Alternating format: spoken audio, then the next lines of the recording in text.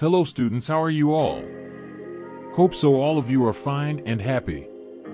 Welcome to my YouTube channel, Biology in Seconds.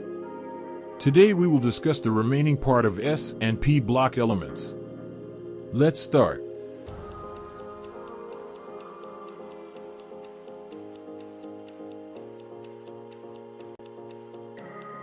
Student ये जो lecture है ये असल में दूसरा लेक्चर है S&P ब्लॉक एलिमेंट्स के यूनिट का। इसके अंदर हमने मेटालिक करैक्टर की बेसिस पे और ब्लॉक्स को जनरली स्टडी करके अल्कलीज की तरफ आना है जो कि ग्रुप नंबर 1A है। तो आसान लफ्ज़ों में जो हमारा इस लेक्चर का क्रक्स है या एक्चुअली जो उसकी बेसिक डिटेल्स हैं वो सारी अल्कलीज से मुतल्लिक हैं। अल्कलीज ग्रुप 1A को कहते हैं। तो सबसे पहले हम अपना जो पिछला लेक्चर है उसका जो दूसरा हिस्सा इससे कनेक्ट होता है उस तरफ चलते हैं। सबसे पहली बात तो है कि ब्लॉक्स क्या हैं। पीरियोडिक टेबल के अंदर ब्लॉक्स होते हैं।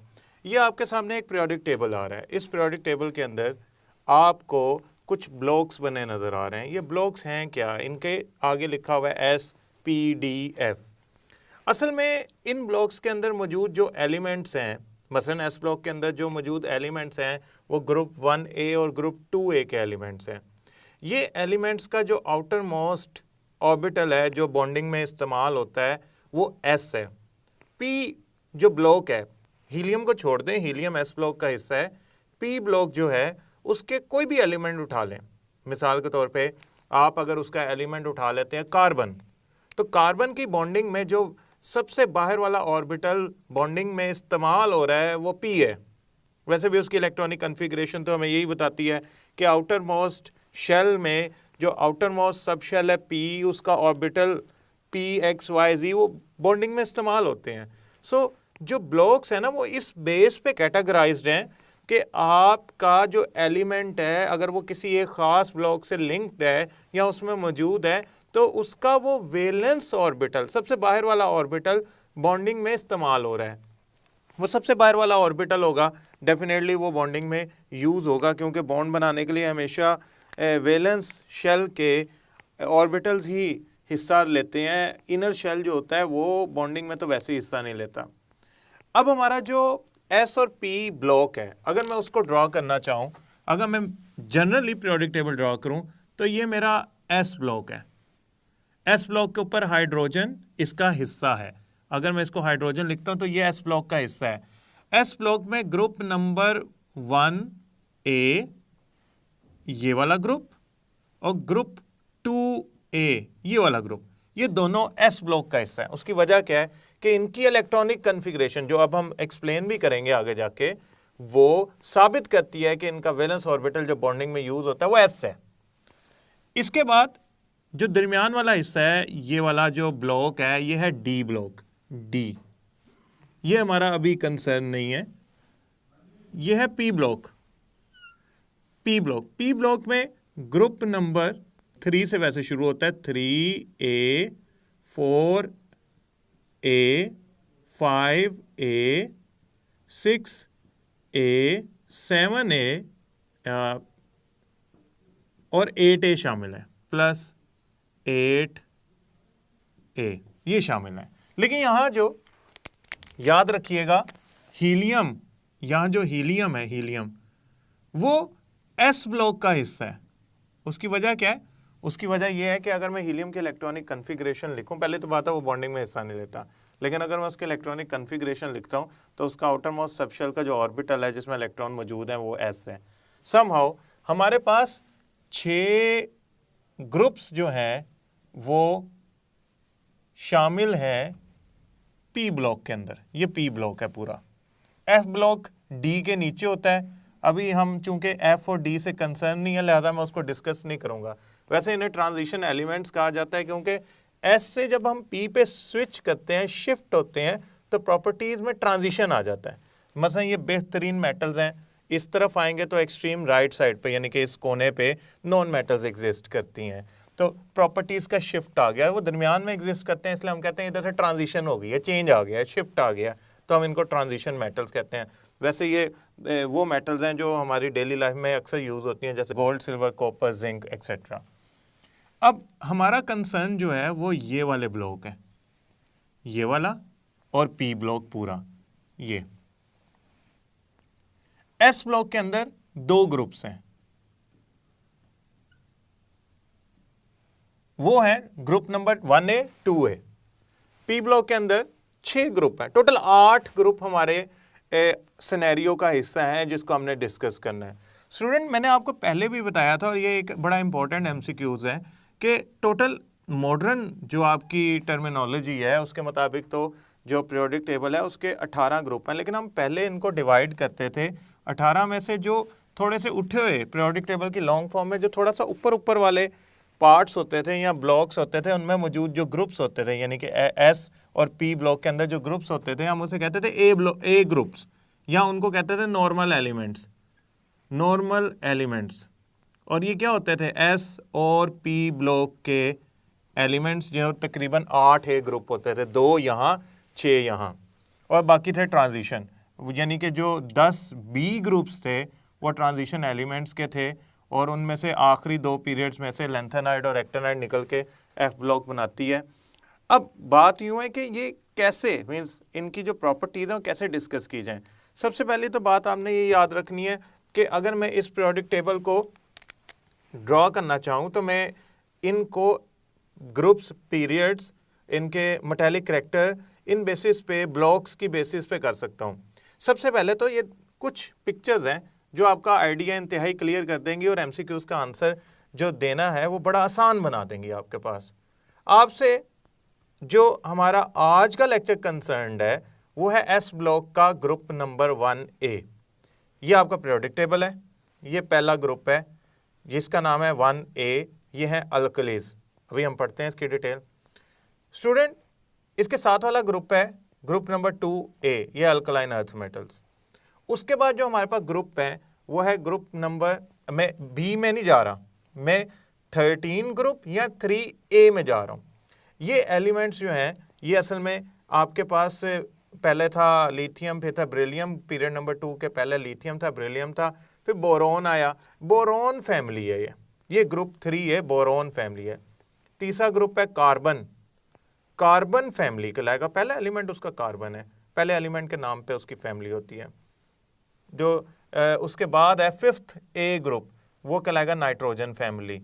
और जो 6th ए ग्रुप है हम उसे चाकोजेंस भी कहते हैं।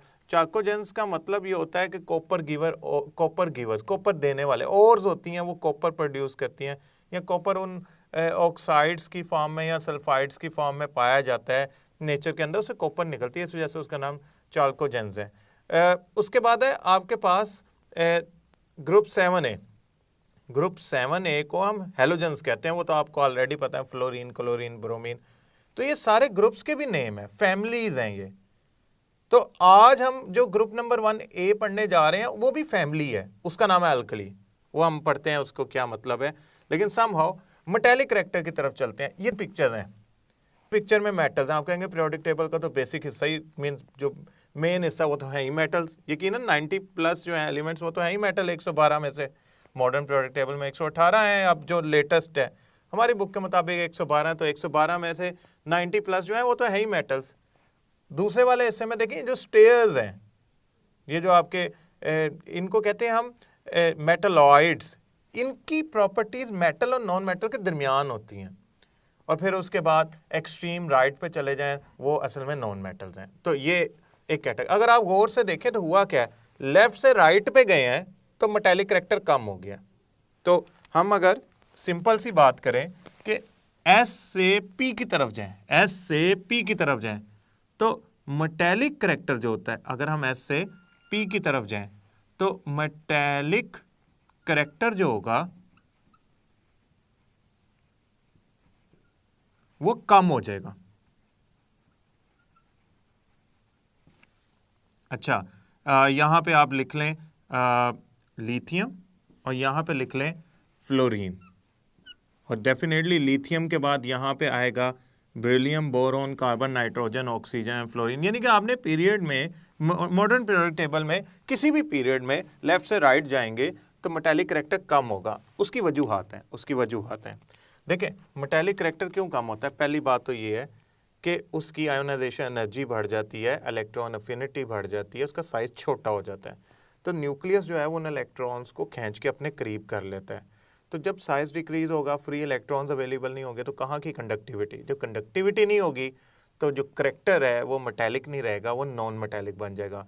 अगर आप fluorine, chlorine, bromine, nitrogen, oxygen की बात करें, यानी कि एक्सट्रीम राइट एलिमेंट्स की बात करें, तो वो सारे नॉन मेटल हैं ही इसलिए, वो नॉन मेटल हैं ही इसलिए वो छोटा साइज़ है, आयोनाइजेशन एनर्जी बहुत ज़्यादा है, इलेक्ट्रॉन आसानी से निकलता नहीं है, और वो डेफिनेटली जब आसानी से निकलेगा नहीं तो फ्री इलेक्ट्रॉन कहाँ से पाए जाएंगे। फ्री इलेक्ट्रॉन्स का कॉन्सेप्ट अप्लाई ही तब करना है जब आयोनाइजेशन एनर्जी कम हो, साइज़ बहुत बड़ा हो एटम का।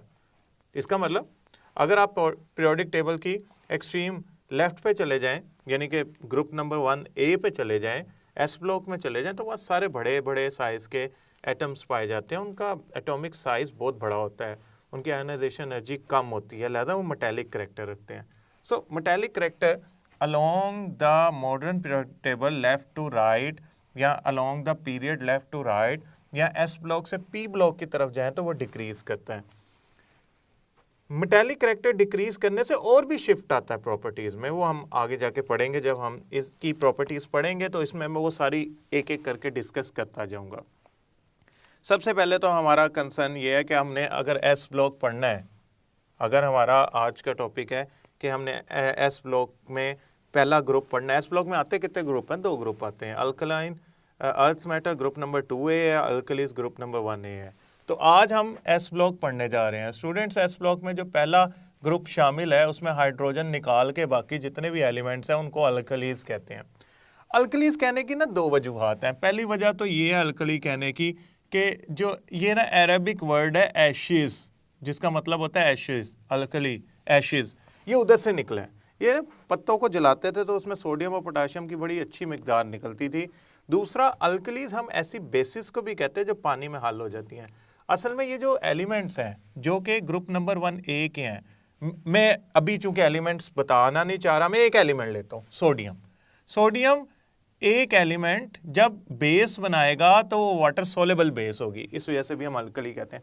बड़े ज़बरदस्त किस्म की इनकी बेस बनती है, उसकी pH बहुत ज़्यादा हाई होती है और बड़ी स्ट्रॉन्ग बेसिस हैं ये सारी, इस वजह से भी हम उनको अल्कलीज कहते हैं। अल्कलीज की इलेक्ट्रॉनिक कन्फिग्रेशन और बेसिक डिटेल्स से हम ज़रा शुरू करते हैं। सबसे पहले तो हमारे पास अल्कलीज में एलिमेंट्स कौन से हैं। मैंने आपको कहा था कि पहला एलिमेंट जो होता है मॉडर्न पीरियोडिक टेबल में वो है हाइड्रोजन। हाइड्रोजन बेशक एस ब्लॉक का ग्रुप नंबर 1A का हिस्सा है, मगर वो अल्कली नहीं है, वो नॉन मेटल है। अल्कलीज जितनी भी हैं वो मेटल्स हैं, बड़े साइज़ के एटम्स हैं। अल्कली में याद रखने का तरीका ये था, मैंने आपको बताया था, आपने याद रखना है हाली ने की रब से फरियाद। अब हाली ने की, हाली H, हाली ने की रब से फरियाद, और भी हैं बहुत सी, आपको जो आसान लगती है उससे करें।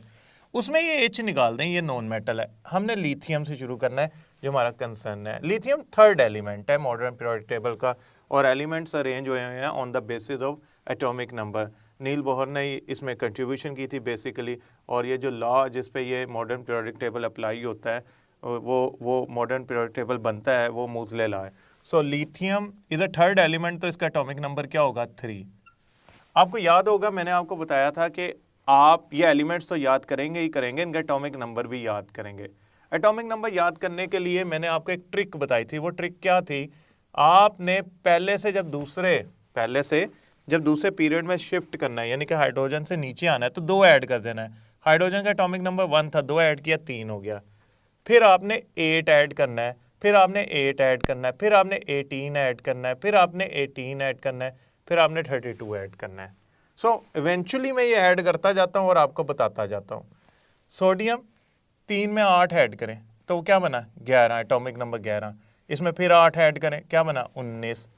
अब रुबिडियम 19 है ना, 19 में आपने 18 ऐड करना है, 19 में आपने 18 ऐड करना है, ये बनता है 7, ठीक है, 37। 18 ऐड किया 19 में, 37 बना।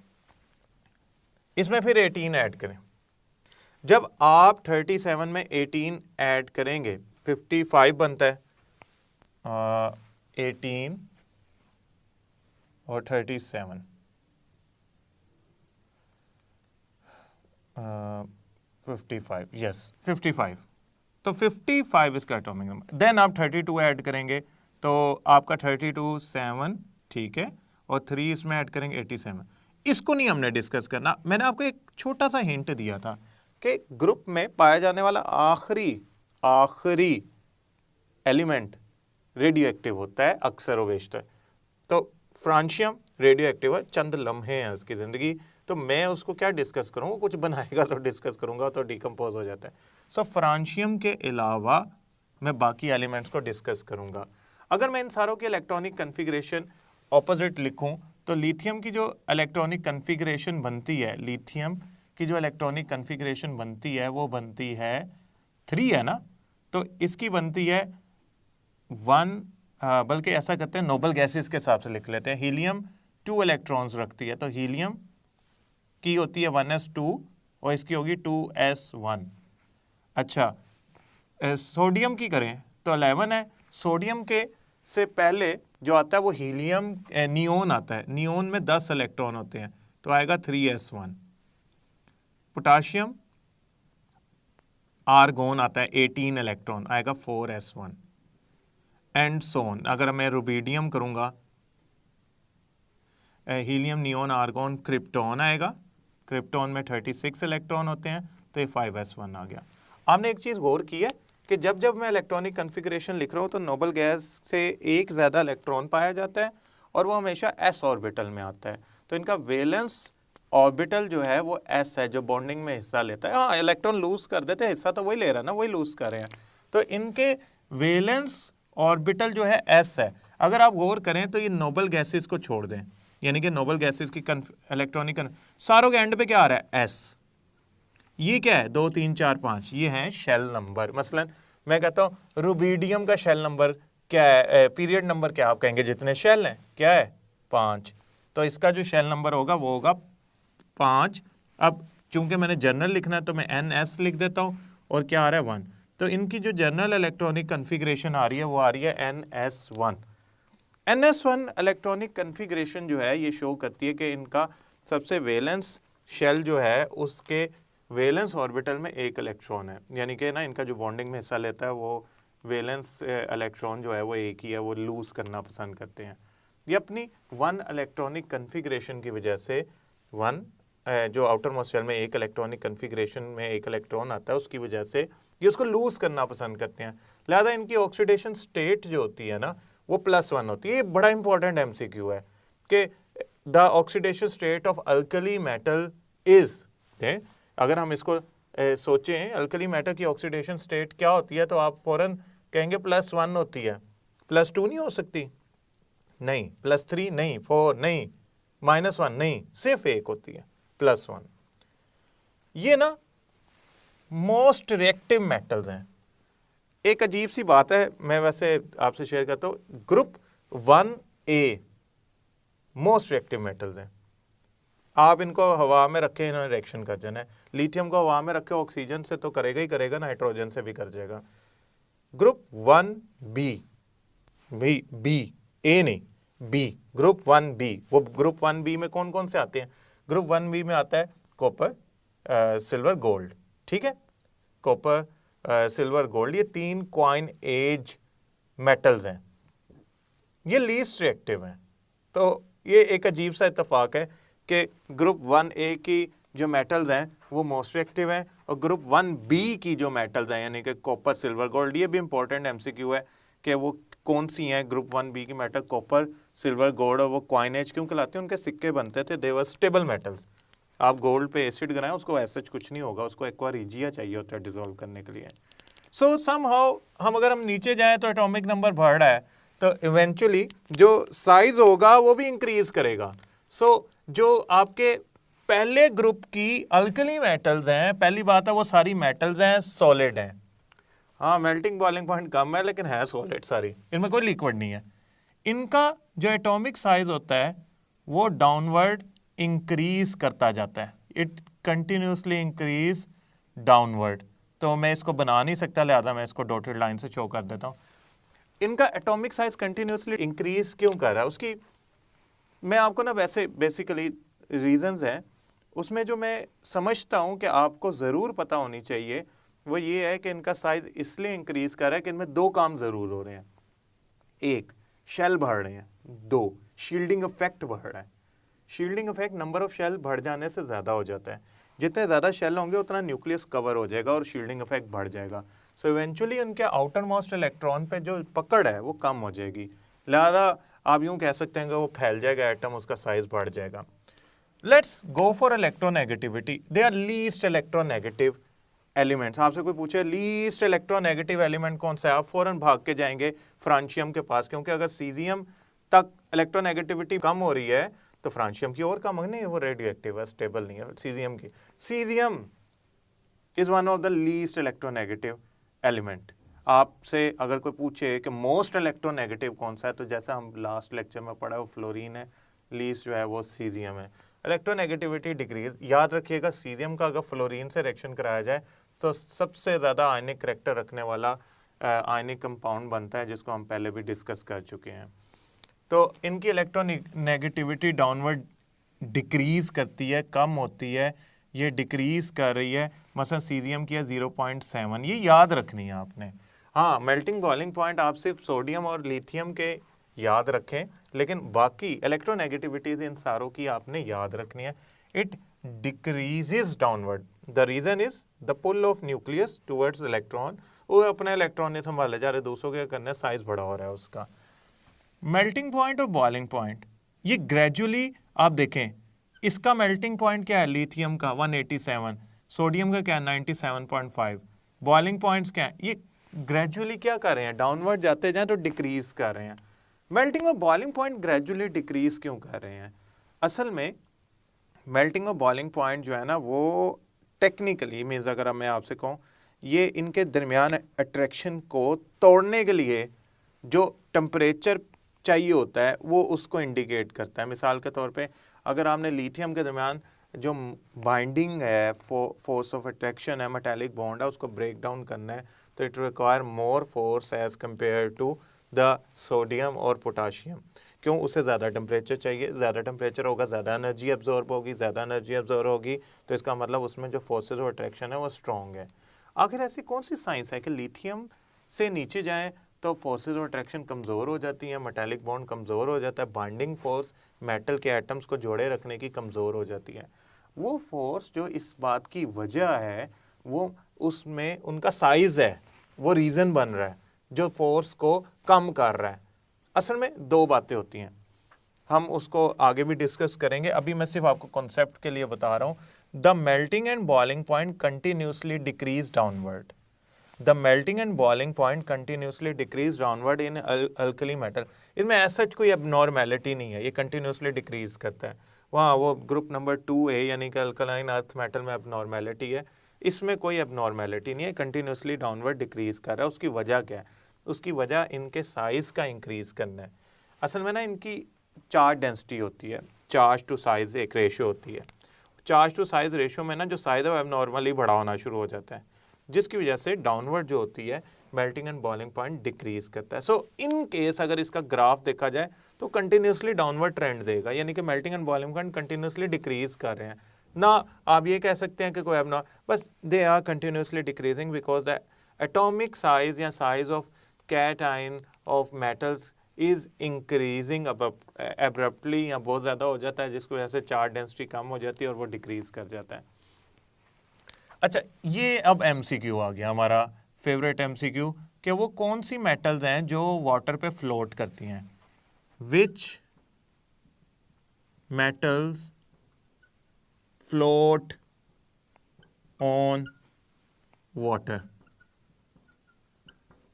अल्फा या A ऑप्शन है हमारे पास लिथियम, B ऑप्शन है सोडियम, C ऑप्शन है पोटाशियम, D ऑप्शन है आल। अब मुझे कैसे पता लगेगा कि इनमें से कौन सी मेटल जो है वो फ्लोट करती है, कौन सी? ग्रुप 1A के पहले 3 मेटल्स की डेंसिटी पानी से कम होती है, लिहाजा अगर आप उसे पानी में फेंकते हैं तो वो फ्लोट करती है। मतलब सोडियम है ना, सोडियम को अगर हम पानी में फेंकेंगे तो वो पानी की सतह के ऊपर तैरना शुरू हो जाएगी, उसकी डेंसिटी कम है और रिएक्शन करेगी और वहाँ पानी में आग लग जाएगी, उसकी वजह हाइड्रोजन का जलना है। लेकिन समहाउ हमारा कंसर्न ये है कि आखिर क्या वजह थी कि ये मेटल्स जो हैं ये पानी पे फ्लोट करती हैं। वो कौन सी हैं मेटल्स जो पानी में फ्लोट करती हैं? वो लिथियम, सोडियम, पोटाशियम तीनों हैं। इनकी डेंसिटी बहुत अच्छी है, ये तो 1.9 तकरीबन डबल है पानी से। ये डेंसिटी जो है वो ग्राम पर सीएम क्यूब में। ये क्यों फ्लोट करती है? वो डेंसिटी कम क्यों है? डेंसिटी कम, डेंसिटी है क्या? डेंसिटी किस चीज़ का फैक्टर है? डेंसिटी फैक्टर होता है मैस। हम ऐसा करते हैं, इसको यहाँ पे एक छोटा सा बॉक्स बना के लिख लेते हैं। Density is a factor of mass per unit volume. देखें, जो मेटल का साइज है, वॉल्यूम है, वो ज़्यादा है एज कम्पेयर टू मैस, तो उनकी डेंसिटी ना कम है। लेकिन जैसे जैसे आप डाउनवर्ड जाते हैं ना, तो वॉल्यूम तो बढ़ता ही बढ़ता है, लेकिन मैस भी ज़्यादा बढ़ता है। तो मैस के वॉल्यूम के मुकाबले में थोड़ा बेहतर हो जाने की वजह से, बढ़ जाने की वजह से उनकी डेंसिटी जो होती है वो बढ़ जाती है। सो इवेंचुअली जो डेंसिटी है ग्रुप 1A की मेटल्स की, वो सिर्फ आखिरी दो हैं जो पानी से ज़्यादा ये बैठ जाएंगे, बाकी ऊपर तीनों जो है वो फ्लोट करेंगे। This is you need to understand. ये इस तरह का एमसीक्यू आ सकता है। ये एमसीक्यू, अच्छा, इसमें रेडियो एक्टिव एलिमेंट कौन सा है? फ्रांशियम। अनस्टेबल कौन सा है? फ्रांशियम। रेडियो एक्टिव डिके कौन करता है? फ्रांशियम। तो आपने एक बात ये याद रखनी है, एक आपने बात और याद रखनी है, इनके ऑक्साइड या इनके हाइड्रो ऑक्साइड वो बेसिक कंपाउंड बनाएंगे। ये बेसिस बनाने वाली हैं, अल्कलीज हैं, ये ऐसी बेस बनाते हैं जो पानी में हल हो जाते हैं। हम डिस्कस करते हैं वो बेसिसिटी बढ़ती है, डाउनवर्ड कम होती है क्या, बट समहाउ ये आपको एक बेसिक आइडिया होना चाहिए। फिजिकल प्रॉपर्टीज, अच्छा, लिथियम जो है ना, लिथियम ये ज़रा हार्ड है एज़ कम्पेयर टू बाकी मेटल। बाकी मेटल तो इतनी सॉफ्ट हैं कि आप उनको सिंपली छुरी से काट सकते हैं, लेकिन आप यूँ समझ लें कोई सॉफ्ट सा मटेरियल हो, मेटेलिक मटेरियल हो, आप उसे छुरी से काट लें तो वो उतनी सॉफ्ट होती हैं। और दूसरा, ये सिल्वरी वाइट, सिल्वरी मेटेलिक कहना चाहिए, सही लफ्ज़, अपीयरेंस रखती हैं, लेकिन वो फ़ौरन टार्निश हो जाती हैं। उसकी वजह इनकी रिएक्टिविटी ज़्यादा होती है, ये ऑक्साइड की लेयर बना लेती हैं। दूसरी बात, ये सारी सॉलिड्स होती हैं। मैं डेंसिटी की पहले डिस्कशन कर चुका हूँ, लिहाजा मैं उसकी तरफ नहीं जाऊँगा। अच्छा, ये ना बॉडी सेंटर्ड क्यूबिक पैकिंग है, बॉडी सेंटर्ड क्यूबिक पैकिंग है लिथियम की। लिथियम हार्ड क्यों है? लिथियम क्यों हार्ड है भाई? लिथियम इसलिए हार्ड है क्योंकि उसका एटम का साइज, कैटायन का साइज छोटा है, उसकी पैकिंग क्लोज होती है, करीब करीब होती है, फोर्सेस ऑफ अट्रैक्शन स्ट्रांग होती हैं, लिहाजा उसे काटना मुश्किल होता है। ये मैलिएबल तो है, डक्टाइल नहीं है। और मैलिएबल, अब डक्टाइल क्यों नहीं है? मतलब आयरन डक्टाइल भी बेहतरीन है, मैलिएबल भी बेहतरीन, गोल्ड की तो बात ही ना करें, सबसे अच्छा डक्टाइल मटेरियल है। इनको ना शीट्स में तो आप कन्वर्ट कर सकते हो, वायर में नहीं आप कन्वर्ट कर सकते, वायर बनाने की इनकी कैपेसिटी नहीं है, सो दे आर नॉट डक्टाइल। अब इसमें आपने एक बात याद रखनी है कि इनके मेल्टिंग और बॉइलिंग पॉइंट डाउनवर्ड डिक्रीज करते हैं। सो आप इनमें से ये किसी को एक्सपेक्ट नहीं कर सकते कि इनमें से कोई भी गैशियस या लिक्विड स्टेट में पाया जाएगा अंडर ऑर्डिनरी कंडीशन। ये नहीं है कि मैं 1000 डिग्री पे जाके चेक कर रहा हूँ, नो, मैं ऑर्डिनरी कंडीशन पे चेक कर रहा हूँ। Now let's move on towards the ionization energy. अच्छा, ये सारी कंडक्टर होती है, इनकी कंडक्टिविटी बेहतरीन है, इनमें से कोई भी इंसुलेटर नहीं है। हाइड्रोजन को मैं अल्कली मेटल कहता ही नहीं हूँ, लिहाजा मैं उसको तो काउंट ही नहीं कर रहा ना, तो वो तो है ही नॉन मेटल। एस ब्लॉक में हाइड्रोजन के अलावा हीलियम भी है, याद रखिएगा। आयोनाइजेशन एनर्जी जो है ना, आयोनाइजेशन एनर्जी, IE, इसे एंथैल्पी कह लें। आयोनाइजेशन एनर्जी या आयोनाइजेशन की एंथैल्पी ये डिपेंड करती है साइज पे। अगर मैं आपसे ये कहूँ कि ionization energy of these metals, ionization energy of these metal is low, तो इसमें कोई मज़ाइका नहीं है। अगर पूरे पीरियोडिक टेबल में से S और P ब्लॉक में से पूछा जाए कि किन की आयोनाइजेशन एनर्जी कम होती है, तो 1A अल्कली मेटल्स का ग्रुप, आयोनाइजेशन एनर्जी कम है तो ही मेटल्स है ना। अगर वो अपने इलेक्ट्रॉन नहीं लूज करेंगी तो वो मेटल थोड़ी कहलाएंगी। अब आयोनाइजेशन एनर्जी का रिएक्टिविटी और मेटेलिक करैक्टर दोनों से ताल्लुक है। पहली बात मैं आपको ये समझा दूं, इसमें हमारे पास 2 एमसीक्यू कंसर्न है, तो पहले मैं ये बता दूं फिर मैं उस एमसीक्यू की तरफ जाता हूं। आयोनाइजेशन एनर्जी इसलिए कम है ग्रुप 1A की कि उनका साइज बड़ा है, शील्डिंग इफेक्ट ज्यादा है, न्यूक्लियर इफेक्टिव न्यूक्लियर फोर्स कम है, उनका इलेक्ट्रॉन बहुत दूर है न्यूक्लियस से, वो होल्ड नहीं कर सकते और कच्चा पक्का सा उन्होंने पकड़ा हुआ है, तो ज़रा सी एनर्जी मिलती है, 496 किलो जॉल सोडियम को दें, इलेक्ट्रॉन बाहर निकाल देता है। सो समहाउ इनकी आयोनाइजेशन एनर्जी कम है और डाउनवर्ड आयोनाइजेशन एनर्जी कम होती है। इसमें कोई एब्रप्ट चेंज नहीं समझना आपने ये समझे कि अगर मैं पूछूं लिथियम की कम है, सोडियम की कम है, पोटाशियम की कम है, पोटाशियम की कम है, सीजियम की कम है, रुबिडियम की कम है, किसकी कम है? सीजियम की कम है। डाउनवर्ड आयनाइजेशन एनर्जी डिक्रीज करती है। तो अगर मैं ये लिखूं इज लो डिक्रीज डाउनवर्ड, ये डिक्रीज करती है डाउनवर्ड। एक बात आपने अपने जहन नशीन कर लेनी है, आयनाइजेशन एनर्जी को हम रिलेट करेंगे रिएक्टिविटी से और मेटालिक करैक्टर से। मेटालिक करैक्टर से पहले ज़रा बात करते हैं। आयोनाइजेशन एनर्जी अगर कम होगी ना तो मेटालिक करैक्टर अच्छा होगा। हेलोजेंस की आयोनाइजेशन एनर्जी बहुत ज़्यादा होती है। इफ़ हम क्लोरीन के एस्टिमेटेड वैल्यू की जिक्र करें तो 1000 के करीब करीब होती है, उसको तो इलेक्ट्रॉन निकालना बड़ा मुश्किल काम है। इनकी कम होती है आयोनाइजेशन एनर्जी। मैंने सोडियम की बात की तो वो आयोनाइजेशन एनर्जी कम होने से इनका इलेक्ट्रॉन आसानी से निकल जाता है, फ्री इलेक्ट्रॉन अवेलेबल हो जाते हैं मेटल के क्रिस्टल में और वो कंडक्टिविटी शुरू कर देते हैं। सवाल ये नहीं है, सवाल ये है कि मेटालिक करैक्टर इनका अच्छा है बुरा है, ये डिपेंड करेगा आयोनाइजेशन एनर्जी पे। मैं अब आपको बताता हूँ। देखें, पहला फैक्टर जो मेटालिक करैक्टर को यहाँ लिखते हैं फिर उसको discuss, ionization energy is inversely proportional to metallic character. Ionization energy ज्यादा, मेटालिक करैक्टर कम। अब इधर एमसीक्यू लिखते हैं एक, which alkali metal has highest metallic character. Character को मैं शॉर्ट वर्ड में लिख रहा हूं। अब अगर मैं ऑप्शंस यहां पे लिखूं, A lithium, B sodium, C potassium, D caesium, आपने क्या करना है, आपने ग्रुप में नीचे की तरफ जाना है, मेटालिक करैक्टर देखना है, सबसे नीचे वाली मेटल का सबसे ज़्यादा होगा। इनमें सबसे नीचे वाली मेटल कौन सी है? वो डेफिनेटली सीजियम है। So the metallic character is best for caesium. Yes they are metals but not that much जैसे सीजियम है। अच्छा, बेसिक करैक्टर भी बढ़ता है, मेटालिक करैक्टर बढ़ता है तो बेसिक करैक्टर भी बढ़ता है। सीजियम का हाइड्रोक्साइड बड़ा ज़बरदस्त बेसिक होगा। खैर, अब आपने एक बात याद रखनी है, जब मैं इनकी बात कर रहा हूँ ना तो इसका मतलब ऑक्सीडेशन स्टेट में फ़र्क नहीं आना। सारों की ऑक्सीडेशन स्टेट +1 नहीं होगी क्योंकि वो अपना आउटर मोस्ट इलेक्ट्रॉन रिमूव कर देते हैं, तो ऑक्सीडेशन स्टेट का फ़र्क नहीं आएगा। आयोनाइजेशन एनर्जी कम है ज़्यादा है, ग्रुप पे डिपेंड करता है ऑक्सीडेशन स्टेट। तो स्टूडेंट क्या कहते हैं, वो ये समझ लेते हैं कि शायद इलेक्ट्रॉन निकालना आसान अगर सीजियम के लिए है मेटल बनना तो उसकी ऑक्सीडेशन नंबर भी ज़्यादा होगी। नहीं, ऑक्सीडेशन नंबर एक ही है, एक ही इलेक्ट्रॉन है, बस आसानी से दे देता है। So you need to understand this thing.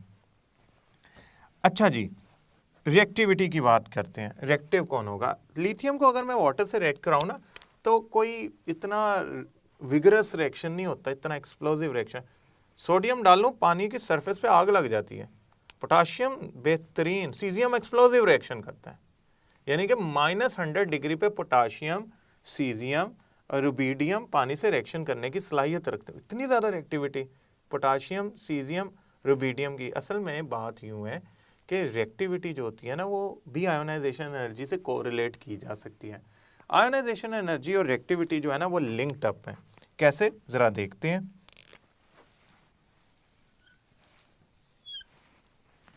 Ionisation energy is inversely proportional to reactivity. Ionization energy ज़्यादा, रिएक्टिविटी कम, या उल्टा पढ़ लें, रिएक्टिविटी ज़्यादा, आयोनाइजेशन एनर्जी कम। सो आपसे पूछा जाए इनमें से कौन सा जो है वो लीस्ट रिएक्टिव है, तो आप कहेंगे lithium. Which of the following will be very much reactive, या हाईएस्ट रिएक्टिविटी किसकी होगी, तो आप कहेंगे सीजियम की। अब यहाँ पे बात याद रखिएगा, रिएक्टिविटी का मतलब कि ये नहीं है कि वो आपका जो कंपाउंड है वो कितनी मीन्स आयोनाइजेशन एनर्जी से चेक किया जा सकता है, कोरिलेट किया जा सकता है। जो रिएक्टिविटी है वो आयोनाइजेशन एनर्जी, ये आपस में यूँ समझ लें एक दूसरे का फंक्शन है। अगर आयोनाइजेशन एनर्जी कम है ना तो रिएक्टिविटी बढ़ जाएगी। सो हम अगर यहाँ पे एस्टिमेट करें कि हमारे पास कुछ एलिमेंट्स हैं, मिसाल के तौर पे लिथियम, दूसरा कौन सा है, सोडियम, पोटाशियम, ठीक है। इसके सामने वाले एलिमेंट लिखता हूँ ग्रुप 2 के। हमारे पास होता है लिथियम, बेरिलियम, मैग्नीशियम, कैल्शियम। इनके जो साइजेस होते हैं ना वो as compare to these metals बड़े होते हैं। तो हुआ क्या, जब उनके साइजेस बड़े हैं तो उनकी आयोनाइजेशन एनर्जी इन मेटल्स के मुकाबले में ज़्यादा नहीं होगी, कम होगी। ग्रुप 1A की आयोनाइजेशन एनर्जी, ग्रुप 1A की आयोनाइजेशन एनर्जी कम होगी ग्रुप 2A की आयोनाइजेशन एनर्जी से। जब इनके आयोनाइजेशन एनर्जी का इतना फ़र्क होगा, यानी कि ना ग्रुप 1A की आयोनाइजेशन एनर्जी कम होगी तो वो ज़्यादा रिएक्टिव होंगी। तो MCQ इस तरह बन सकता है कि उधर उन्होंने मेटल्स दी हों, मतलब उन्होंने दी हो कि सोडियम, मैग्नीशियम, पोटाशियम और कैल्शियम। मैं ऊपर वाली दोनों को थोड़ा सा देर के लिए छोड़ रहा हूँ, उसकी वजह मैं बताऊँगा जब हम लेक्चर बाकी हिस्सा पढ़ेंगे। इन चारों में से कौन सी रिएक्टिव है मोस्ट, तो आप उस पर निशान लगाएंगे पोटाशियम पे, आप उस पर पोटाशियम पे लगाएंगे, क्योंकि potassium is one of the most reactive among these metals. अच्छा, बेरिलियम जो है ना वो लीस्ट रिएक्टिव है, आई डू एग्री, उसकी कोटिंग भी उसकी एक वजह है, लेकिन हम उसको बाद में डिस्कस करते हैं। अब ये आपके पास कुछ सिनेरियोज हैं जो आपको आने चाहिए। अब हम चलते हैं रिएक्शन विद ऑक्सीजन की तरफ, केमिकल प्रॉपर्टीज़ की तरफ। जो लिथियम है वो ऑक्सीजन से रिएक्शन कर सकता है, तो सोडियम भी कर सकता होगा, पोटाशियम भी करता है, रुबीडियम भी करता है, सीजियम भी करता है। आप कहेंगे मैंने 3 ग्रुप बना के क्यों लिखे? असल में ना रिएक्शन विद ऑक्सीजन में 3 तरह के ऑक्साइड बनते हैं, नॉर्मल, पर, सुपर। नॉर्मल ऑक्साइड में ऑक्सीजन जो होता है उस पर -2 चार्ज होता है, पर पे जो ऑक्सीजन पे चार्ज होता है -1 होता है, सुपर पे जो ऑक्सीजन पे चार्ज होता है वो -1/2 होता है। याद रखिएगा ये चार्ज का सिर्फ फ़र्क नहीं है, ये एनाइन के साइज का भी फ़र्क है। नॉर्मल का एनाइन अगर ये है तो पर का जो एनाइन होगा वो उससे छोटा होगा, और ये भी उससे भी छोटा होगा।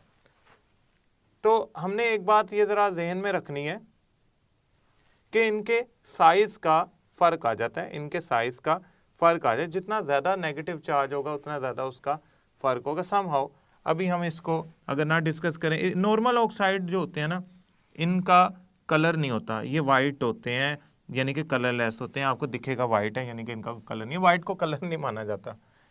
ये जो होते हैं पर ऑक्साइड जो भी बनाएगा वो पेल येलो बनाएगा, और जो सुपर ऑक्साइड बनाएगा वो ऑरेंज, यानी कि जिस कलर का ये मार्कर है इसी कलर का ऑरेंज बनाएगा।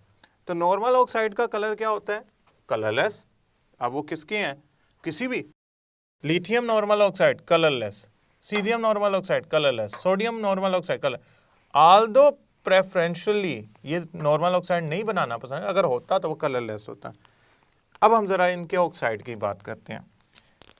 लिथियम ऑक्सीजन से रिएक्शन करके सिर्फ नॉर्मल ऑक्साइड बनाता है, लिथियम ऑक्सीजन से रिएक्शन करके सिर्फ नॉर्मल ऑक्साइड बनाता है, Li2O नॉर्मल ऑक्साइड, ठीक है। सोडियम ऑक्सीजन से रिएक्शन करके 2 ऑक्साइड बनाता है। वो 2 ऑक्साइड कौन से हैं? एक बनाता है नॉर्मल ऑक्साइड Na2O, दूसरा पर ऑक्साइड Na2O2। ये कलरलेस होता है, ये पेल येलो कलर का होता है। पोटाशियम और ऑक्सीजन से रिएक्शन करके ये प्रेफरेंशियली यानी कि इनकी स्टेबिलिटी जो है ना वो सुपर ऑक्साइड वगैरह की ज़्यादा है अगर मैं बात करूं। और एक बड़ा इम्पोर्टेंट एमसीक्यू कि अभी ज़रा मैं इसके एमसीक्यू की तरफ जाता हूं, फिर मैं इसकी थोड़ी और डिटेल को डिस्कस करता हूं। कलर्स आपने याद करने हैं, ये कलरलेस या वाइट होता है, ठीक है। एमसीक्यू ये है, which of following oxide used in which of following oxide used in breathing equipment, इनमें से कौन सा ऑक्साइड जो है ना वो ब्रीथिंग इक्विपमेंट में यूज होता है। नीचे अगर 4 ऑप्शन दी गई हों, A sodium oxide, B potassium super oxide, C rubidium oxide और डी लिथियम ऑक्साइड। तो इसमें अल्फ़ा बीटा चार्ली या गैमा और डी डेल्टा, इनमें से अगर कोई ऑप्शन सेलेक्ट की जाए तो आप याद रखिएगा पोटाशियम सुपर ऑक्साइड जो होता है वो ब्रीथिंग इक्विपमेंट में यूज़ होता है। बाय जो हाइट पे जाते हैं वो इसमें ऑक्सीजन इससे प्रोड्यूस करते हैं, क्योंकि potassium super oxide carbon dioxide से रिएक्शन करके पोटाशियम कार्बोनेट और ऑक्सीजन का सोर्स बन जाता है, प्रोड्यूस करता है। तो वो इसका एक यूज़ है इम्पोर्टेंट। और इनके कलर भी याद रखिएगा। अब सवाल ये है कि ये क्यों बनाते हैं, ये क्यों नहीं। असल में ना केमिस्ट्री में 2 चीज़ें मिलकर एक स्टेबल कंपाउंड तभी बनाते हैं जब उनका साइज़ कंपैरेटिव हो। तो लिथियम और ऑक्सीजन का नॉर्मल ऑक्साइड इसलिए बनता है कि उसका कंपैरिजन नहीं बनता विद अदर पर या सुपर ऑक्साइड्स। समहाउ आपने ये बात बस याद रखनी है कि आपका लिथियम सिर्फ नॉर्मल ऑक्साइड बनाता है, सोडियम नॉर्मल और पर ऑक्साइड दोनों बनाता है, और ये प्रेफरेंशियली जो होते हैं वो सुपर ऑक्साइड बनाना पसंद करते हैं। एक बात आप ज़रा जहन में बैठा लें, इनके साइजेस को आपने याद नहीं करना, ये मैं मिटा रहा हूँ, सिर्फ आपने कलर याद करने हैं और ये याद करना है कि कौन सा कौन बनाता है और इसका जो यूज़ है वो। ये सारे के सारे ऑक्साइड्स जो है ना वो बेसिक हैं। मैं नॉर्मल ऑक्साइड्स की बात कर रहा हूँ। अगर मैं lithium oxide, sodium oxide, potassium oxide और इसी तरह रुबिडियम और सीजियम ऑक्साइड की बात करूँ, सारे के सारे जो होते हैं वो बेसिक होते हैं, लेकिन बेसिसिटी बढ़ जाती है डाउनवर्ड। तो सीजियम का ऑक्साइड सबसे ज़्यादा बेसिक होगा as compare to lithium. Somehow आगे चलते हैं। Reaction with water. अच्छा, वाटर से रिएक्शन इंटेंस होता जाता है जैसे जैसे रिएक्टिविटी बढ़ती जाती है।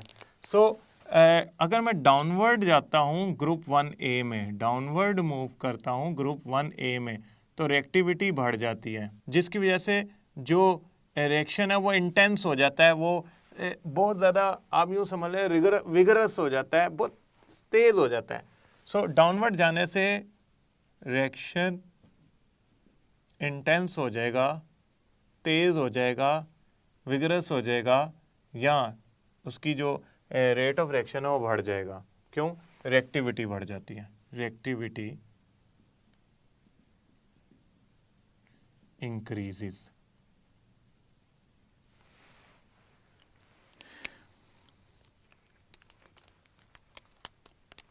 अच्छा जी, ज़रा एक चीज़ देखें, लिथियम और सोडियम या रुबिडियम, सीजियम, फ्रांशियम, ये वाटर से रिएक्शन करके लिथियम का करवाएं या सीजियम का करवाएं, ये दोनों वाटर से रिएक्शन करके बनाएंगे अपने अपने हाइड्रोक्साइड और साथ बनाएंगे हाइड्रोजन गैस। मगर लिथियम वाला जो रिएक्शन है वो इतना इंटेंस नहीं होगा, लेकिन सीजियम वाला एक्सप्लोजिव होगा।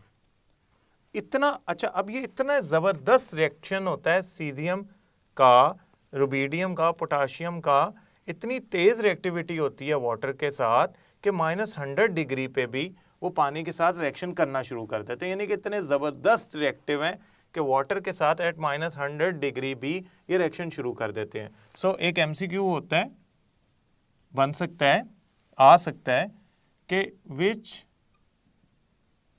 Of following metals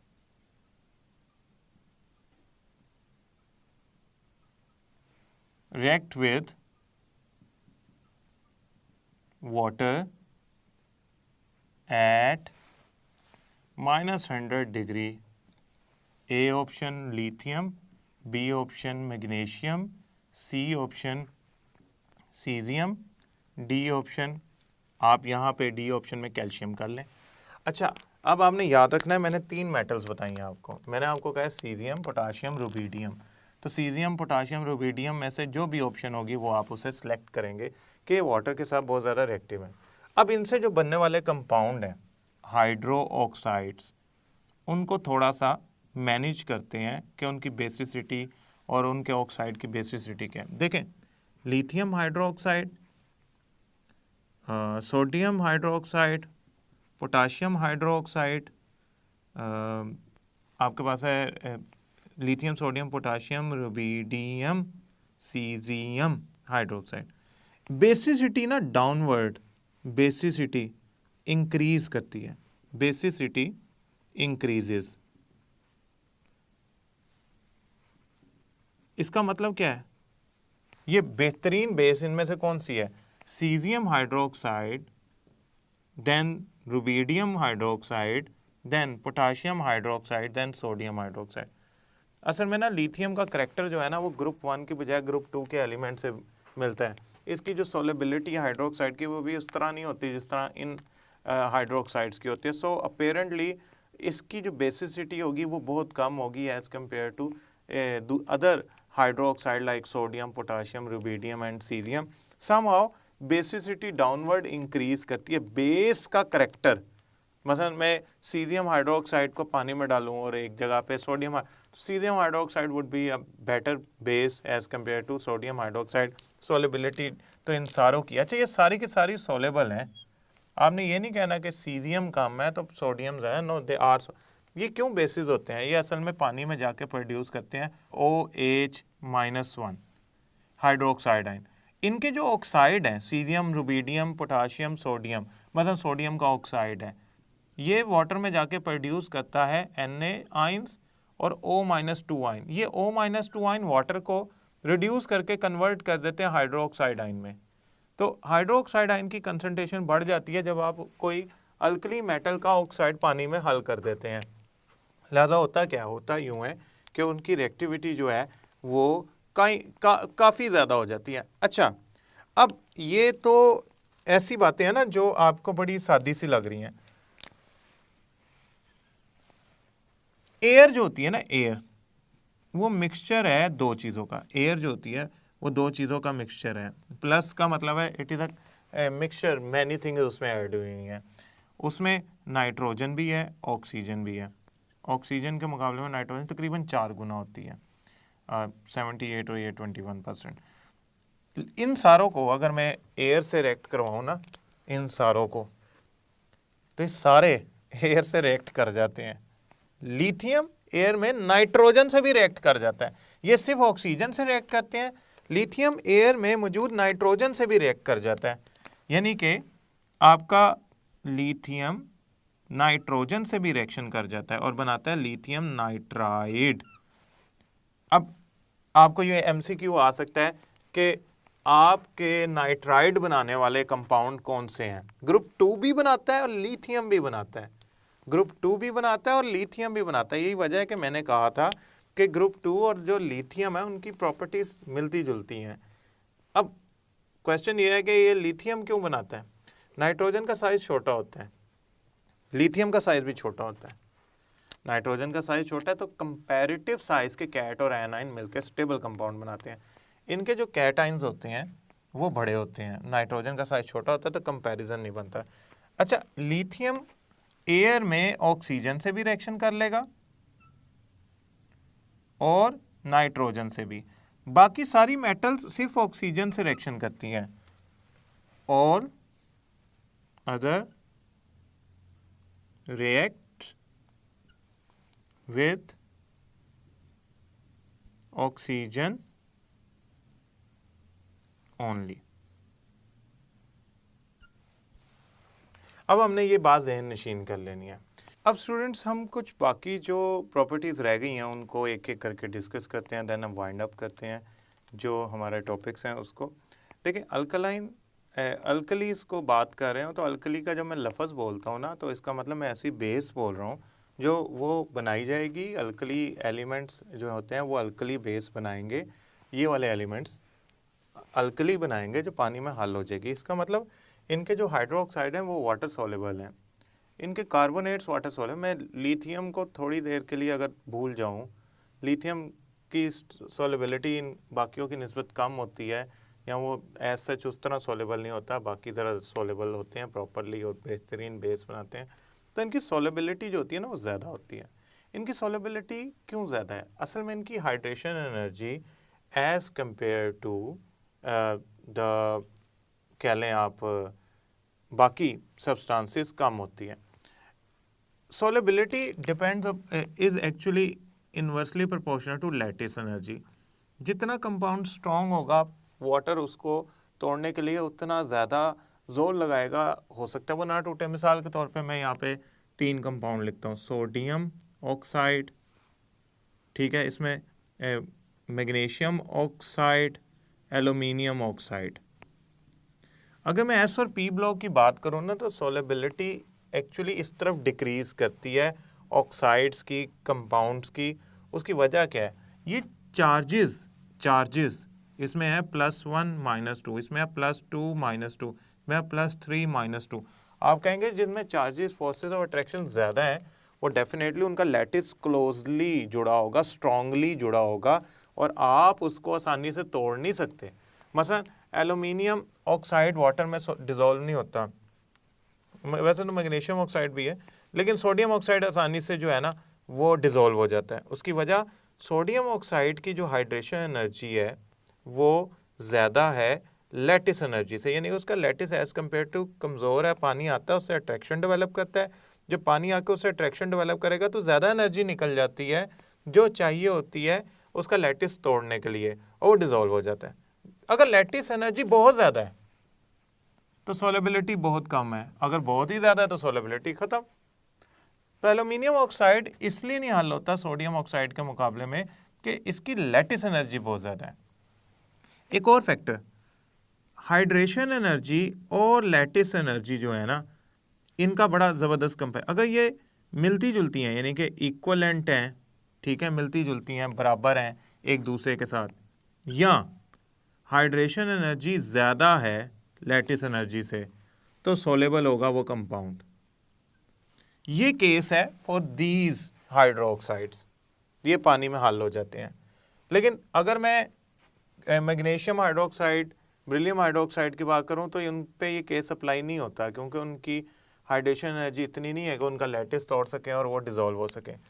so eventually एक और कंसर्न हमारा ये है कि डाउनवर्ड कैटाइन या जो साइज ऑफ मेटल एटम है वो बढ़ रहा है, तो डाउनवर्ड हाइड्रेशन एनर्जी जो है वो कम हो रही है, लेकिन उसके मुकाबले में लैटिस एनर्जी जो है वो भी कम होती है, तो लिहाजा वो आसानी से हल हो जाता है। यानी कि अगर साइज कैटाइन का बड़ा होगा तो हाइड्रेशन एनर्जी कम होगी, लैटिस एनर्जी भी कम होगी, तो इतना स्ट्रांगली नहीं जुड़ा होगा। दैट इज़ वाई सोलेबिलिटी जो है ना वो इफेक्ट होती है लैटिस एनर्जी से और हाइड्रेशन एनर्जी से। आपने बस ये याद रखना है कि हाइड्रेशन एनर्जी और लैटिस एनर्जी कंपेरेबल हो या हाइड्रेशन एनर्जी ज़्यादा हो तो वो चीज़ हल हो जाती है। Same is the case with these 3 compounds. यही वजह है कि अगर आप इसको हल करना चाहें तो ये आसानी से हो जाएगा, इसके बारे और इसके बारे में आप इनकार समझें, ये नहीं होगा। हीट ऑफ सोल्यूशन, असल में ना बात यूँ है कि जो ग्रुप 1A की मेटल्स हैं वो ग्रुप 7A की नॉन मेटल से रिएक्शन करके आयोनिक कंपाउंड्स बनाती हैं और वो वाटर सोल्युबल है। अब ये जब आयनिक कंपाउंड्स बनाते हैं तो वो पानी में हल होके कुछ एनर्जी रिलीज करेंगे या एब्जॉर्ब करेंगे। इसमें लिथियम जो है उसका क्लोराइड जो होता है उसकी हीट ऑफ सोल्यूशन जो होती है नेगेटिव होती है। नेगेटिव का मतलब ये है कि वो एनर्जी जो है वो क्या कर रहा है, माइनस कर रहा है, रिमूव कर रहा है, बाकी सारे एनर्जी एब्जॉर्ब कर रहे हैं। इसकी एंथैल्पी जो है नेगेटिव है, इसकी एंथैल्पी की वैल्यू बहुत कम है। इसका मतलब सोडियम क्लोराइड पे एज सच टेम्परेचर का कोई इफेक्ट नहीं होगा इसकी सोलेबिलिटी पे। मतलब टेम्परेचर बढ़ाओ कम करो इसका सॉल्युबिलिटी पे कोई इफेक्ट नहीं होगा। अगर लिथियम क्लोराइड की बात करूं तो टेम्परेचर बढ़ाने पे, देखिए वो हीट पहले निकाल रहा है, उसको पसंद नहीं है, टेम्परेचर बढ़ाने पे इसकी सॉल्युबिलिटी कम हो जाएगी। अगर मैं पोटाशियम क्लोराइड या नीचे वालों की बात करूं तो उनका टेम्परेचर बढ़ाने पे सॉल्युबिलिटी बढ़ जाती है, क्योंकि उनको एनर्जी पसंद है, वो एब्जॉर्ब कर रहे हैं। तो प्लस एंथैल्पी चेंज या हीट ऑफ सॉल्यूशन जो होगा वो ये इंडिकेट करता है कि दे एब्जॉर्ब एनर्जी, नेगेटिव ये इंडिकेट करता है कि दे रिलीज एनर्जी। तो आपने इस बात को याद रखना है कि जब हाइड्रेशन का प्रोसेस होता है, यानी कि ना लिथियम क्लोराइड से पानी आके मिलता है, तो वो जो एनर्जी रिलीज करता है वो ज़्यादा होती है एज़ कम्पेयर टू जो उसके लैटिस को तोड़ने के लिए रिक्वायर्ड होती है। तो अल्टीमेटली जो रिजल्ट निकलता है वो नेगेटिव निकलता है और वो एनर्जी बाहर आ जाती है। सो इसके लिए हीट ऑफ सोल्यूशन जो है वो नेगेटिव है, बाकियों के लिए पॉजिटिव है, बाकियों के लिए पॉजिटिव है, लिथियम के लिए वो नेगेटिव है। आपने ये बात याद रखनी है। उसका छोटा सा ये वजह है हाइड्राइड्स। अच्छा, जो आपके लिथियम, सोडियम, पोटाशियम वगैरह हैं, ये हीट करने पे हाइड्रोजन से रिएक्शन करके हाइड्राइड्स बना लेते हैं। हाइड्राइड्स, इनको जनरली MH के फार्मूले, बाकी तो आसानी से कर लेंगे ना, ये तो होते ही बहुत ज़्यादा रिएक्टिव हैं, लिहाजा ये तो बगैर किसी वजह के ही हाइड्रोजन से जाके रिएक्शन कर लेंगे। मिसाल के तौर पे अगर मैं लिथियम का हाइड्रोजन से रिएक्शन कराता हूँ तो मेरे पास लिथियम हाइड्राइड बनता है, और लिथियम हाइड्राइड जो है ना वो सोर्स होता है हाइड्राइड आयंस का। असल में होता यूँ है कि ना अगर आप लिथियम हाइड्राइड को पानी में डालेंगे ना तो ये हाइड्रोजन गैस प्रोड्यूस करता है, ये बनाएगा लिथियम हाइड्रोक्साइड और साथ बनाएगा हाइड्रोजन गैस। ये हाइड्रोजन गैस जो होगी ये असल में इंडिकेट कर रही है कि ये सोर्स बन सकता है हाइड्रोजन का। हाइड्रोजन के जो सोर्स होते हैं हम उनको रिड्यूसिंग एजेंट्स भी कहते हैं, तो ये रिड्यूसिंग के काम आ सकती है। वैसे तो ये सारी मेटल्स जो है ना वो रिड्यूसिंग एजेंट है। अब आप कहेंगे ये सारी मेटल्स कब से रिड्यूसिंग एजेंट हो गई? रिड्यूसिंग एजेंट क्या होता है? दो टर्म्स हैं इसमें ना, ज़रा कंफ्यूज ना होइएगा। पहली टर्म ये है, रिड्यूसिंग एजेंट वो होता है जो अपने इलेक्ट्रॉन दे देता है। ये सारी मेटल रिड्यूसिंग एजेंट्स हैं। अब मैं यहाँ MCQ लिखने लगा था, लेकिन मैं आपको पहले समझा दूँ, ये सारी रिड्यूसिंग एजेंट्स हैं। तो आपसे अगर पूछा जाए कि इनमें रिड्यूसिंग एजेंट सबसे अच्छा कौन है, जो सबसे आसानी से इलेक्ट्रॉन दे देता है, aqua solution is solid state में, वो सीजियम है। सीजियम सबसे तेजी से इलेक्ट्रॉन देता है, लिहाजा वो सबसे अच्छा रिड्यूसिंग एजेंट कहलाता है। लिथियम एक्वा सॉल्यूशन में आसानी से इलेक्ट्रॉन प्रोवाइड करता है, बट समहाउ अगर मैं अपनी डिस्कशन को सॉलिड स्टेट तक मेंटेन रखूं तो रिडक्शन पावर, रिड्यूसिंग पावर बढ़ जाती है अगर मैं सीजियम तक आता हूं। वैसे तो ये रिड्यूसिंग एजेंट के काम आते हैं और इसमें हमारे जो सोर्स हैं वो हाइड्राइड के हैं और ये हाइड्रोजन प्रोड्यूस करें और नेसेंट हाइड्रोजन आपके रिडक्शन के काम आ सकती है। यहाँ पे हमारे पास एक हाइड्राइड है जो कि इस्तेमाल होता है रिडक्शन के लिए। उस हाइड्राइड को हम यूज़ करते हैं कार्बोनाइल कंपाउंड्स को रिड्यूस करने के लिए, उसका नाम है लिथियम एल्यूमिनियम हाइड्राइड। एक और हमारे पास सोर्स है रिडक्शन का, सोडियम बोरोहाइड्राइड।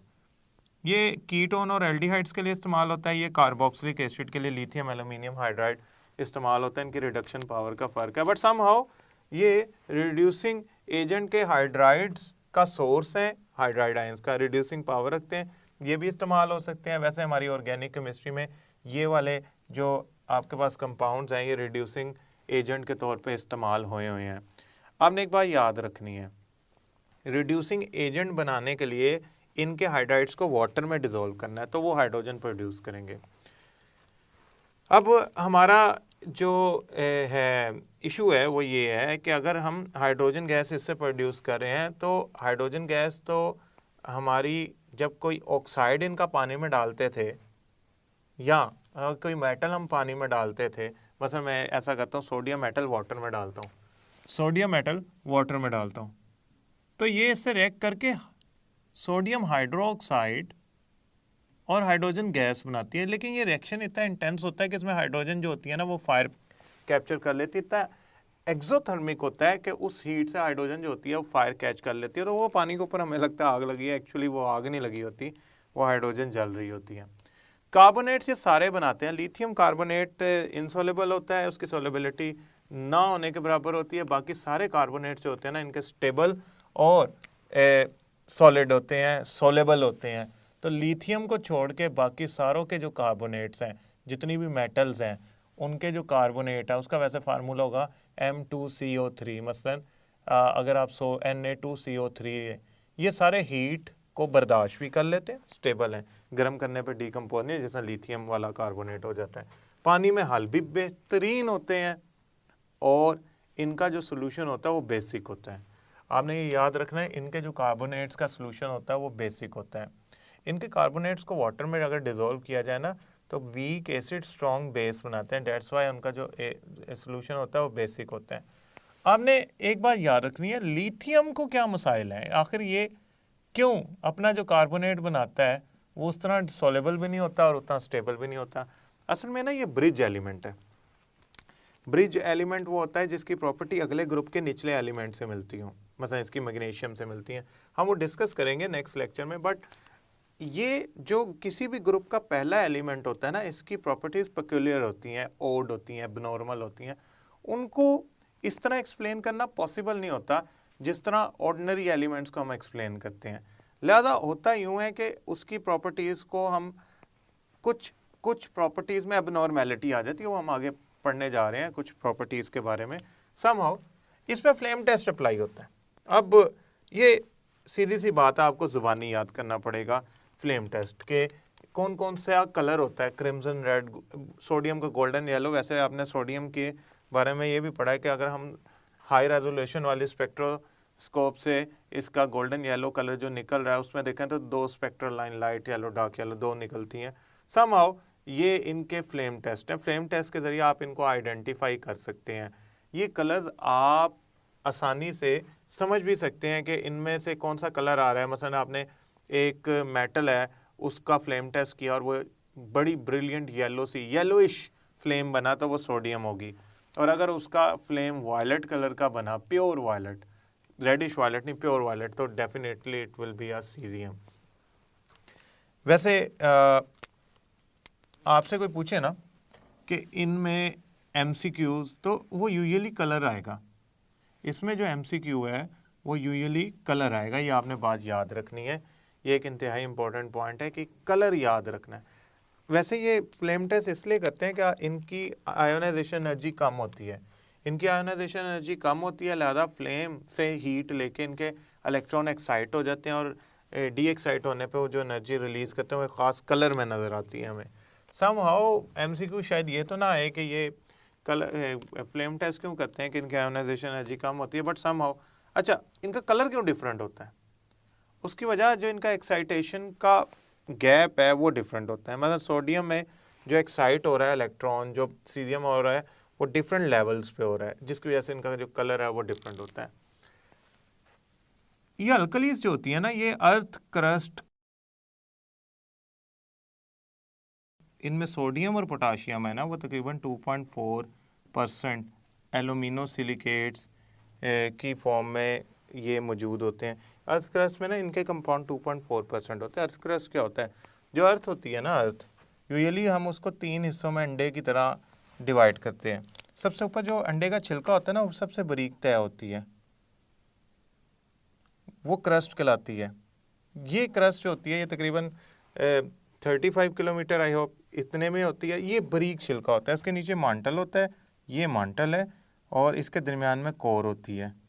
जो मैं अभी बात कर रहा हूँ ना बारीक से अर्थ क्रस्ट जिसके ऊपर हम चल रहे हैं, जो तकरीबन अराउंड 35 किलोमीटर की है, इसमें 2.4% जो होता है वो पाया जाता है सोडियम और पोटाशियम के कंपाउंड एल्यूमिनो सिलिकेट्स के फॉर्म में। अब ये means one of those compounds हैं जो अर्थ क्रस्ट में बहुत ज़्यादा पाए जाते हैं।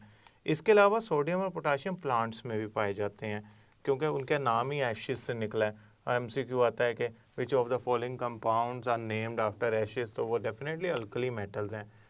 इन कंपाउंड्स की जो नेचर है वो बेस है, ये आपने नहीं भूलना, हरगिज़ नहीं भूलना। एक बात याद रखिएगा, मैं आपको कुछ कंपाउंड्स जो हैं ये दिखा रहा हूँ। ये कंपाउंड्स जो हैं ये आपने, इनके नाम है हैलाइट, NaCl, इनको स्पोडोमिन, इन सारों को आपने ज़ुबानी याद करना है। ये सारे कंपाउंड आपको ज़ुबानी पता होने चाहिए। ये बहुत कम चांसेस हैं कि MCQ आ जाए, लेकिन चांसेस हैं। सो अगर ये MCQ आ जाते हैं तो ये हमें पता होना चाहिए कि ये कंपाउंड के ये आगे फर्दर फार्मूलाज हैं, और ये मसलन हैलाइट का जो टेबल साल्ट होता है, इनका फार्मूला रॉक सॉल्ट वगैरह वगैरह। अब कुछ फैक्ट्स लिथियम के बारे में। पहली बात है, लिथियम की जो प्रॉपर्टीज़ हैं वो ग्रुप 2 से मिलती हैं, 2 या 2A से मिलती हैं। ये कॉम्प्लेक्स कंपाउंड बनाता है, बनाने नहीं चाहिए लेकिन कॉम्प्लेक्स कंपाउंड बनाता है। ये सिर्फ नॉर्मल ऑक्साइड बनाता है, लिथियम अमाइन कॉम्प्लेक्स, खैर ये नॉर्मल ऑक्साइड बनाता है। इसका लिथियम कार्बोनेट हीट करने पर डिकम्पोज होता है, बाकियों का नहीं होता। इसका जो आप इलेक्ट्रोनेगेटिव करैक्टर है ना, वो बाकियों से ज़्यादा होता है। इसका 1 है इलेक्ट्रोनेगेटिविटी, बाकियों की 1 से बहुत कम है। लिथियम नाइट्रोजन से रिएक्शन करके लिथियम नाइट्राइड बनाता है, बाकी और कोई ग्रुप 1 का एलिमेंट नहीं बनाता। लिथियम कार्बन से रिएक्शन करके लिथियम कार्बाइड बनाता है, ग्रुप जो आपके 4 के, अगर मैं इसको बैलेंस कर लूँ तो यहाँ पे 2 आ जाएगा, ठीक है, और यहाँ पे 6 आ जाएगा। यहाँ पे लिथियम कार्बाइड को बैलेंस करें तो ये 4 आ जाएगा।